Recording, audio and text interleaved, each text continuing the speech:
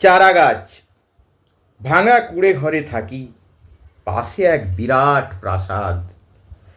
প্রতিদিন চোখে পড়ে সে প্রাসাদ কি দুরূহ স্পর্ধায় প্রত্যহ। আকাশকে বন্ধুত্ব জানায়, আমি তাই চেয়ে চেয়ে দেখি।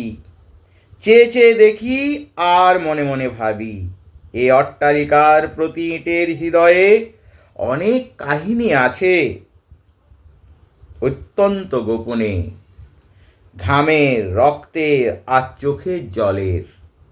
তবু এই প্রাসাদকে প্রতিদিন হাজারে হাজারে সেলাম জানায় লোকে, চেয়ে থাকে বিমূঢ় বিস্ময়ে। আমি তাই এ প্রাসাদে এতকাল ঐশ্বর্য দেখেছি, দেখেছি উদ্ধত এক বনিয়াদি কীর্তির মহিমা।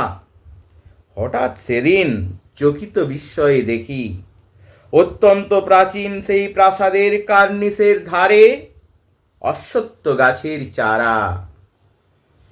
অমনি পৃথিবী আমার চোখের আর মনের পর্দায় আসন্ন দিনের ছবি মেলে দিল একটি পলকে। ছোট ছোট চারা গাছ রসহীন খাদ্যহীন কার্নিসের ধারে বলিষ্ঠ শিশুর মতো বেড়ে ওঠে দুরন্ত উচ্ছ্বাসে। হঠাৎ চকিতে এ শিশুর মধ্যে আমি দেখি এক বৃদ্ধ মহিরুহ। শিকড়ে শিকড়ে আনে অবাধ্য ফাটল, উদ্ধত প্রাচীন সেই বনিয়াদি প্রাসাদের দেহে ছোট ছোট চারাগাছ নিঃশব্দে হাওয়ায় দোলে, কান পেতে শোনে। প্রত্যেক ইটের নিচে ঢাকা বহু গোপন কাহিনী, রক্তের, ঘামের আর চোখের জলের।